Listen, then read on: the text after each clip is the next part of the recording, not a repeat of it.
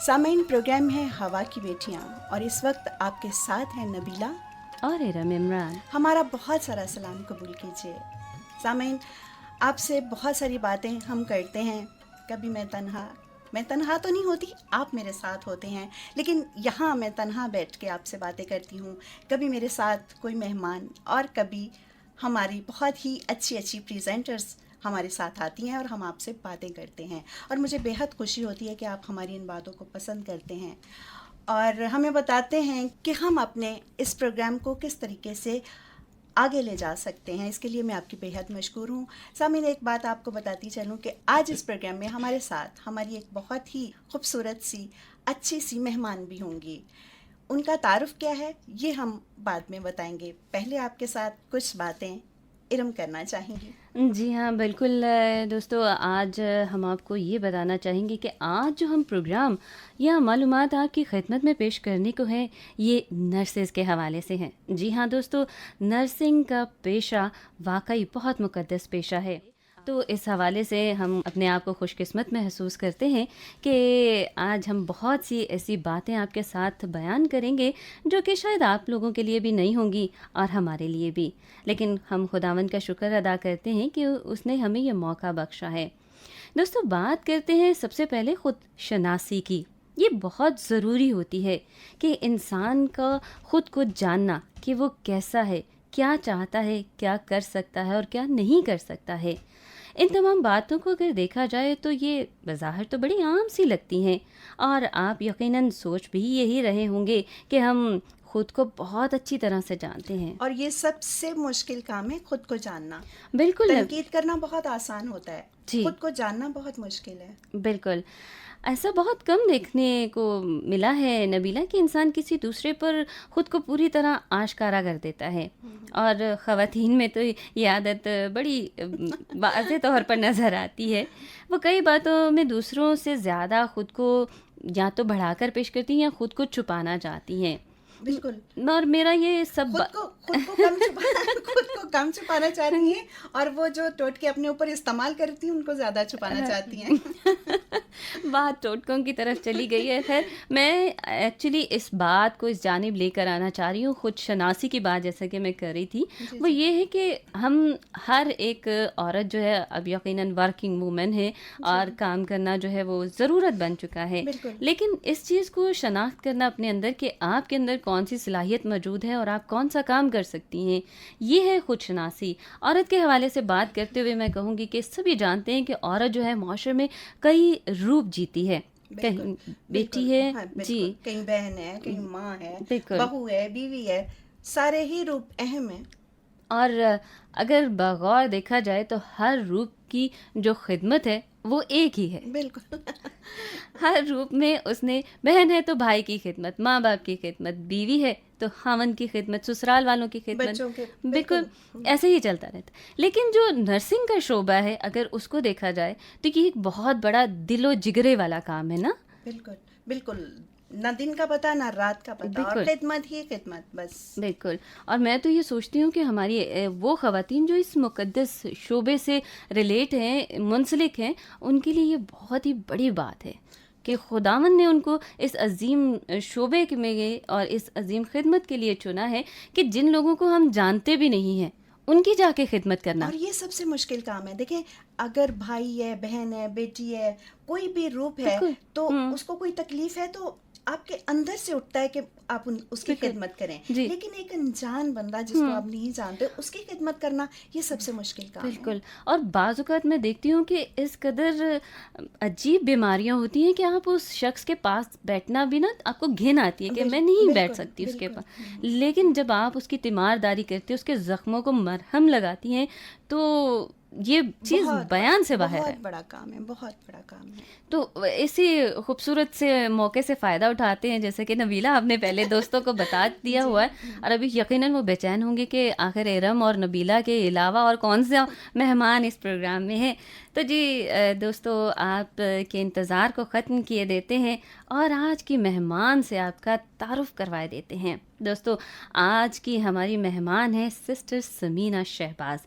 ان کے حوالے سے مختصر سا تعارف بیان کر دیتے ہیں اور اس کے بعد پھر گفتگو کا سلسلہ ان کے ساتھ شروع کریں گے.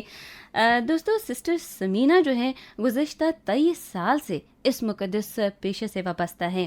حال ہی میں 17 گریڈ میں ان کی ترقی ہوئی ہے جو کہ بڑی خوشائند بات ہے، اور ہماری تو یہی دعا ہے کہ اسی طرح سے وہ ترقی کرتی رہیں اور ترقی کی منزلیں جو ہیں وہ طے کرتی رہیں. خداوند ان کو اپنی برکات سے مالا مال کرتا رہے، آمین. جی سسٹر سمینہ، ہم آپ کو آج کے پروگرام میں خوش آمدید کہتے ہیں. بہت شکریہ ارم اینڈ نبیلہ کہ آپ نے مجھے یہاں بلایا اس پروگرام میں. میں آپ کی بڑی شکر گزار ہوں. ہمیں آپ کو بلانا ہی تھا. دیکھیے میں نے پروگرام کے شروع میں کہا کہ ہم ایک خوبصورت سی مہمان کے ساتھ، اب جو سننے والے ہیں وہ آپ کو دیکھ نہیں رہے، لیکن جب آپ کا کام سنیں گے اور آپ کی خدمات کو سنیں گے تو وہ یقیناً کہیں گے کہ آپ نے ٹھیک کہا تھا، آپ نے بہت خوبصورت مہمان کو بلایا. اچھا جی، آپ کی تو بہت ساری تعریف ہوگی مس سمینہ، آتے ہی خوشی دوبالا ہو رہی ہوگی. یقیناً. اچھا کیسی ہیں آپ؟ خدا کا شکر ہے میں بالکل ٹھیک ہوں. اچھا جیسا کہ آپ کے تعارف میں نے بتایا کہ 23 سال ہو گئے ہیں آپ کو اس خدمت میں. اتنا لمبا عرصہ اس خدمت میں آپ نے گزارا، تو کیا ایک ہی جگہ پہ آپ نے اتنی زیادہ خدمات سر انجام دیں یا کسی اور ہسپتال میں بھی آپ جو ہے خدمات سر انجام دیتی رہی ہیں؟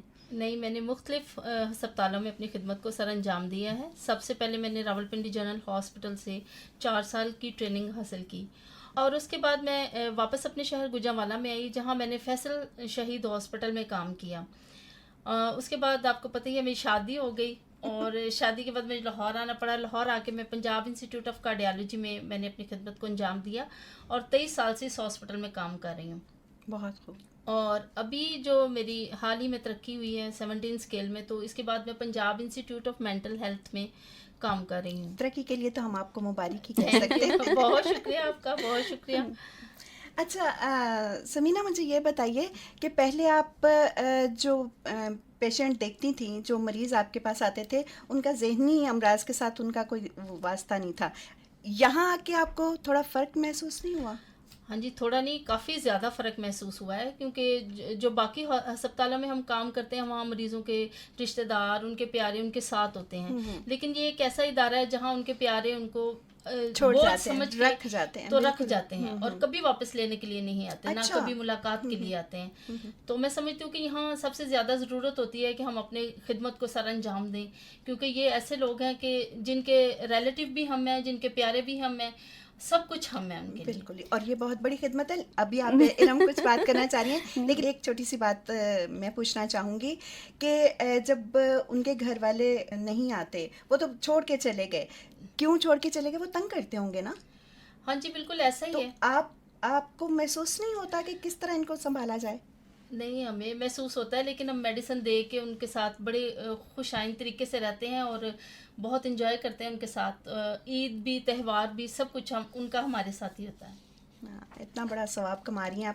ارم آپ جو پوچھنا چاہتی تھی پوچھ لیں. میں پوچھنا ہی چاہتی تھی، بلکہ میں بتانا چاہ رہی تھی، اور یہ جو واقعہ ہوا تھا میں شیئر کرنا چاہتی ہوں اپنے دوستوں کے ساتھ کہ میں سسٹر سمینہ کو کافی عرصے سے جانتی ہوں، اور جب انہوں نے یہاں پر میں نے کہ مینٹل ہاسپٹل میں جا کے چارج لیا، تو اس وقت جب ہم واپس آ رہے تھے تو ہم نے ان سے بات چیت کرنا شروع کی. تو یہ وہاں بات کرتے کرتے رونا شروع ہو گئی، اور یہ اتنا رو رہی تھیں کہ جب آپ کسی بھی ہاسپٹل میں جا کے چارج لیتے ہو تو میڈیسن آپ کے حوالے کیے جاتی ہیں یا کچھ اور چیزیں، تو میں یہ چاہتی ہوں کہ باقی کی جو فیلنگ تھی وہ اگر یہ خود اپنی زبانی بتائیں تو یہ کیا فرق محسوس ہوا آپ کو؟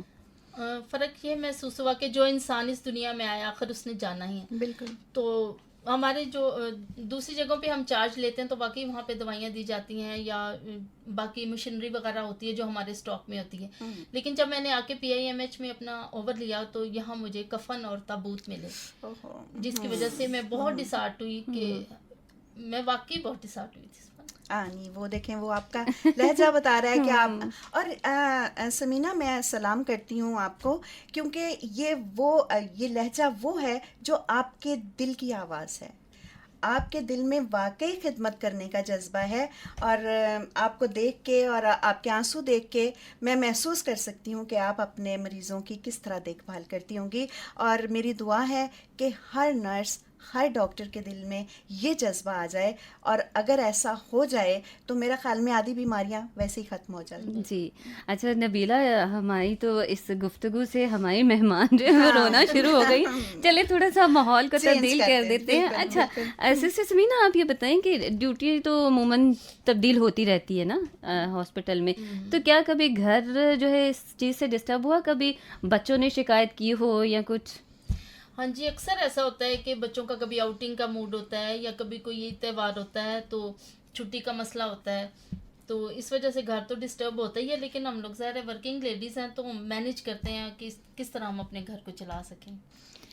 ہاں یہ تو بہت ہی اچھی بات ہے، اور ہر جو کام کرنے والی خاتون ہے اس کو گھر جو ہے وہ تو دیکھنا پڑتا ہے. اس کے بغیر لیکن میں گزارا ہی نہیں. یہ سوچتی ہوں کہ ہماری تو فکس ٹائمنگ ہوتی ہے نا، اور یہ 9 کبھی to 5 رات کو جانا اور کبھی صبح کو ڈیوٹی جانا کافی مشکل لگتا ہے اس کام کو کرنا.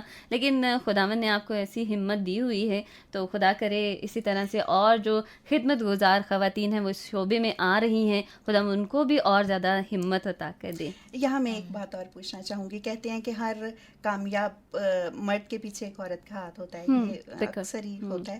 لیکن میں سمجھتی ہوں کہ جب تک مرد ساتھ نہ دیں عورت اتنا مشکل کام نہیں کر سکتی. سمینا آپ کیا کہیں گی؟ آپ کا ساتھ دیا آپ کے؟ ہاں جی بالکل، ان کے ساتھ کی وجہ سے ہی میں اتنی دیر سے اپنی خدمات کو انجام دے رہی ہوں کہ جب میں گھر کو چھوڑ کے آتی ہوں یا بچوں کو چھوڑ کے آتی ہوں تو وہ پیچھے سے ان کی دیکھ بھال کر لیتے ہیں. آپ کے اور ان کے ٹائم جو ہے اپوزٹ ہیں. اچھا، تو جب آپ گھر سے باہر ہوتی ہیں وہ گھر کو دیکھتے ہیں. دیکھا نا، یہی ہے، یہ تعاون ہے. جب تک میاں بیوی کا آپس میں تعاون نہیں ہوتا گھر اچھے طریقے سے نہیں چلتا. اور آپ اگر اتنا اچھا جذبہ رکھتی ہیں تو آپ خوش قسمت بھی ہیں کہ خدا نے آپ کو اتنا اچھا ساتھی دیا ہے کہ وہ آپ کا. ہمیں تو اس طرح اب اس پروگرام میں ان تمام ہسبینڈ کو بھی ٹریبیوٹ دینا پڑے گا نا جن کی بیویاں نرسز ہیں. نہیں صرف نرسز نہیں، یہ ظلم نہ کریں. جو اور بھی کام کر رہی ہیں سب ایک دوسرے کا ساتھ دے کے چلیں تو بھی یہ. کیونکہ میں آپ کو ارم ایک بات بتاتی ہوں، جو اکثر ہی گھر میں کام کرنے والی خواتین آتی ہیں نا، تو ان کے حالات دیکھ کر شرم آتی ہے کہ وہ عورت گھر کا کام بھی کرتی ہے، دوسروں کے گھروں میں جا کے کام بھی کرتی ہے، اور پھر جو اپنے شوہر کی مار بھی کھاتی ہے. یہ مطلب یہ زیادتی ہے نا عورت کے ساتھ.